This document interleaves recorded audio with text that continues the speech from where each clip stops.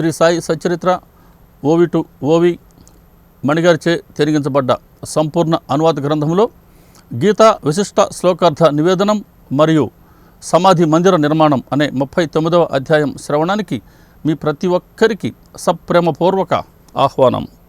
ఇందులో 176 ఓవిలు ఉన్నాయండి. ఇందులో ప్రధానంగా హేమడ్ పంత్ గారు మనకు సాయి సచ్చరిత్ర యొక్క ప్రత్యేకతలను మరొక్కమారు తెలియజేస్తూ ఉన్నారు. అలాగే శ్రవణానికి ఉన్న ప్రయోజనం ఏంటి అన్న విషయాన్ని చెప్తున్నారు. భగవద్గీతలోని తద్విద్ధి ప్రణిపాతేన అనే శ్లోకానికి బాబాగారు చేసిన అద్భుతమైన వ్యాఖ్యానాన్ని తెలియచేశారు. అలాగే బాబాగారు శరీరంతో ఉండగానే, అంటే తమ శరీరాన్ని త్యజించక ముందే షిరిడీలో తమ సమాధి మందిరాన్ని ఏర్పాటు చేసుకున్న వైనాన్ని, ఈ అంశాలన్నింటినీ హేమడ్ పంత్ గారు తెలియచేశారు. బాబాగారు మనకు స్ఫురింప చేసినంత వరకు ఈ అంశాలని ప్రేమగా దర్శించుకుందాం. అధ్యాయాన్ని ప్రారంభిస్తూ హేమడ్ పంత్ గారు చెప్తూ ఉన్నారు, షిరిడి క్షేత్రం ధన్యం. పరమ పావనులు అయిన శ్రీ సాయి తమ నిర్వాణ పర్యంతమూ నివసించిన ద్వారకామాయి భువనం ధన్యం. షిరిడి ప్రజలు ధన్యులు. కారణం ఏంటంటే, ఎంతో దూరం నుండి ఏదో నెపంతో బాబా షిరిడికి విచ్చేసి వారిని రుణగ్రస్తులను చేశారు. చాలా చక్కటి వ్యాఖ్య. ఏదో నెపంతో బాబాగారు ఎంతో దూరం నుండి షిరిడికి విచ్చేసి షిరిడి ప్రజలను రుణగ్రస్తులను చేశారు. ఏ నెపంతో వచ్చారు బాబాగారు అంటే అదే రుణానుబంధం. ఎప్పటికైనా బాబాగారికి మనకు మధ్య ఉన్న ఆ బంధమే రుణానుబంధం. ఆ రుణానుబంధం అనే నెపంతోనే అప్పుడు వారు షిరిడీకి విచ్చేసినా, ఇప్పుడు మనలాంటి వారిని వారి వద్దకు రప్పించుకుంటూ ఉన్న దీనికి అంతటికి మూలం వారికి మనకు మధ్య ఉన్న రుణానుబంధం. షిరిడీ ప్రజలు రుణగ్రస్తులు. కారణం ఏంటి అని అంటే, బాబాగారు షిరిడీకి విచ్చేశారు కాబట్టి. షిరిడీ రహతా అనే గ్రామానికి ఇది ఒక ఉపగ్రామం అండి. హ్యామ్లెట్ అంటారు. చిన్న కుగ్రామం, 10-15 గడపలు కూడా లేనటువంటి ఒక చిన్న కుగ్రామం, ఒక వాడ. అప్పుడు షిరిడీ కూడా కాదు, దాని పేరు సీలడి. మరి ఈ సీలడి అనే చిన్న కుగ్రామం ఈరోజు ప్రపంచ పటంలో అద్భుతమైనటువంటి ఒక పవిత్రమైన స్థానాన్ని పొందింది. కారణం ఏంటి అంటే, బాబాగారు ఆ షిరిడి క్షేత్రాన్ని ఎన్నుకున్నారు. ఈరోజు షిరిడి ఒక పవిత్ర తీర్థమైంది.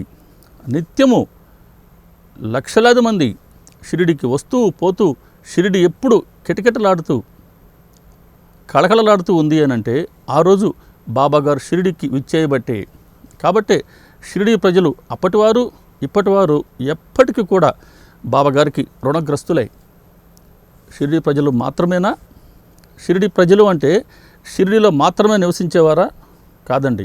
బాబాగారు తెలియచేశారు, ఎక్కడైతే సాయి సచ్చరిత్ర శ్రవణం జరుగుతూ ఉందో, పారాయణ జరుగుతూ ఉందో, అధ్యయనం జరుగుతూ ఉందో, మననం జరుగుతూ ఉందో, అక్కడ షిరిడి క్షేత్రం, ద్వారకామాయి, తులసి బృందావనం ధునితో పాటుగా నేను కొలువై ఉంటాను అన్నారు. కాబట్టి ఎక్కడైతే బాబాగారి చరిత్ర శ్రవణం జరుగుతుందో, అధ్యయనం జరుగుతుందో, అక్కడ బాబాగారు కొలువై ఉంటారు. బాబాగారు ఎక్కడ కొలువై ఉన్నారో అదే ద్వారకామాయి, అదే షిరిడి క్షేత్రం. కాబట్టి సచ్చరిత్ర అనే గ్రంథాన్ని శ్రవణం చేసినా, పారాయణ చేసినా, మననం చేసినా, అధ్యయనం చేసినా మనకు షిరిడిలో ఉంటే ఎటువంటి అనుగ్రహం అయితే ప్రాప్తిస్తుందో బాబాగారి వద్ద, అటువంటి అనుగ్రహాన్ని, అటువంటి ఫలితాన్నే బాబాగారు ఇస్తారు. కాబట్టి మనం అందరం కూడా గ్రంథాన్ని, సచ్చరిత్ర అనే గ్రంథాన్ని బాబాగారు మనకు ప్రసాదించినందుకు వారికి ఎప్పటికీ రుణగ్రస్తులమే. బాబాగారు షిరిడీలో ప్రకటమైన తర్వాత 3 ఏళ్ళు షిరిడీలో ఉన్నారు. 1 సంవత్సరం వరకు వారు ఎటు వెళ్ళారో తెలియదు. తిరిగి చాందుపాటిలానే వారి బృందంతో షిరిడీకి విచ్చేశారు. రెండవసారి షిరిడీకి రావటంలో చాందుపాటిల్ కేవలం నిమిత్తమాత్రుడు. బాబాగారు ఆ బృందంతో వచ్చారు అంతే. ఇక మళ్ళీ చాందుపాటిల్ ఎక్కడా మళ్ళీ మనకు కనపడరు.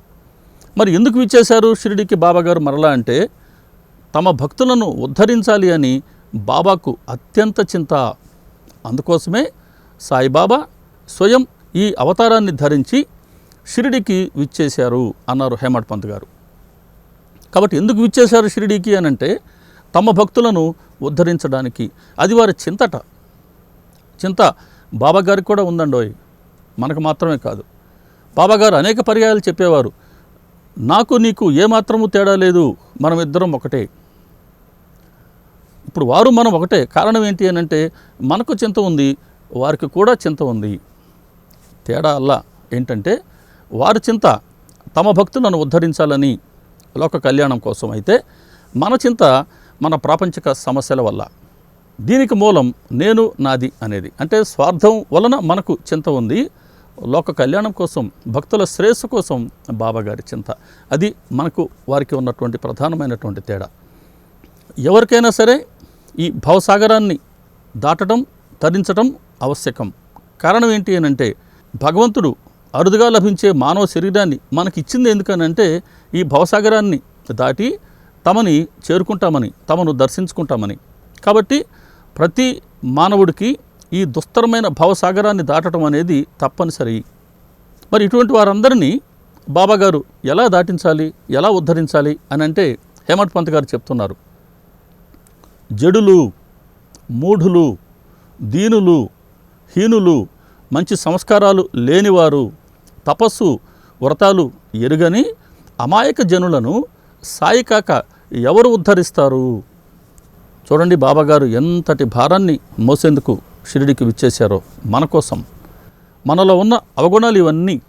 మనకు మరో పేర్లు చాలా ఉన్నాయి. ఏమంటున్నారు హేమట్ పంత్ గారు అంటే మనలాంటి భక్తులందరి గురించి చేసిన ప్రస్తావన. జడులు, మూఢులు, దీనులు, హీనులు, మంచి సంస్కారాలు లేనివారు, తపస్సు వ్రతం ఎరుగని అమాయక జనులం. కాబట్టి మనలాంటి వారిని ఉద్ధరించేందుకే బాబాగారు షిరిడికి విచ్చేశారు. మరి జడులు అంటే ఎవరు? జడులు అంటే స్పందించని వారు, స్పందించడం చేతకాని వారు. స్పందన అన్నది వీళ్ళల్లో శూన్యం అన్నమాట. దేనికి స్పందించరు అని అంటే బాబాగారు చెప్పారు, నా వద్ద అక్షయమైన నిధి ఉంది. బండ్లు కట్టుకు వచ్చి గుర్రపాలతో త్రవ్వుకుని పొండి అంటే ఒక్కరు కూడా రావడం లేదు. ఈ తల్లికి తగ్గ బిడ్డలుగా ఉండండి అంటే ఒక్కరు కూడా రావడం లేదు. ఇది బాబాగారు చేసిన వ్యాఖ్య. బాబాగారు అంత స్పష్టంగా అక్షయ నిధిని మన కోసం వారి వద్ద ప్రత్యేకంగా ఉంచితే ఎవరికి ఎంత కావాలన్నా ఇస్తాను అని అంటే వారు ఇస్తాను అంటున్న జ్ఞానం అనే సంపదను దోచుకోవడానికి, దాచుకోవడానికి మనం స్పందించడమే లేదే. కాబట్టి మనం జడులము. రెండవది మూఢులు అన్నారు హేమట్ పంత్. ప్రేమతో మంచిని చెప్పినా కూడా గ్రహించలేనటువంటి వాళ్ళు, ఎదుటివారు చెప్తూ ఉన్నది నిజమైనా కూడా దాన్ని అంగీకరించలేని వాళ్ళు, ఎంతో విలువైన సమయాన్ని, మానవ శరీరాన్ని వృధా చేసుకుంటున్నవారు మూఢులు. కాబట్టి ఇటువంటి వాళ్ళమందరం మూఢులం. దీనులు, భక్తి శ్రద్ధలు లేనటువంటి వారు, భగవత్ ప్రాప్తి కోసం ప్రయత్నించాలి అని గుర్తించనటువంటి వారు, దాని ఆవశ్యకతను తెలుసుకోలేని వారు, ఇటువంటి వారు దీనులు, హీనులు అన్నారు. భక్తి శ్రద్ధలు లేకపోవడం పోనించి భక్తులను ఎగతాళి చేసేవారు, పరిహసించేవారు, భక్తికి అడ్డు తగిలేవారు, మంచి సంస్కారాలు లేనటువంటి వారు, హీనమైన సంస్కారాలు ఉన్నటువంటి వారు హీనులు. మంచి సంస్కారాలు లేనటువంటి వారు ఎవరు అని అంటే సత్కర్మలను ఆచరించని వారు, సత్ప్రవర్తన లేనటువంటి వారు, ఇటువంటి వారు మంచి సంస్కారాలు లేనివారు. ఇటువంటి వారందరినీ, అలాగే తపస్సు వ్రతాలు ఎరుగని వారు అన్నారు హేమట్ పంత్. తపస్సు ఒక ఆధ్యాత్మికమైన ఉన్నత లక్ష్యం కోసం తమ శరీరాన్ని, మనసును తప్పింప చేసుకునేవారు, శ్రమింప చేసుకునేవారు. ఆ లక్ష్యం కోసం తమ శరీరాన్ని, మనసుని ఆ లక్ష్యం వైపే మనసు నుంచి తప్పింపచేసేవారు.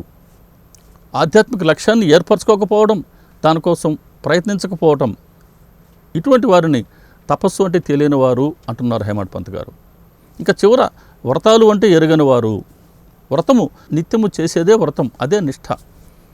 కాబట్టి గురుకృప కోసం, గురుకృపను పొందడానికి కోసం ఒక నియమాన్ని విధించుకొని ఆ నియమాన్ని నిష్ఠగా ఆచరించటం చేతకాని వారం, వ్రతాలు ఎరుగని వారం. కాబట్టి ఇటువంటి వారందరినీ సాయిబాబా తప్ప ఎవరు ఉద్ధరించగలరు అన్నారు హేమట్ పంత్ గారు.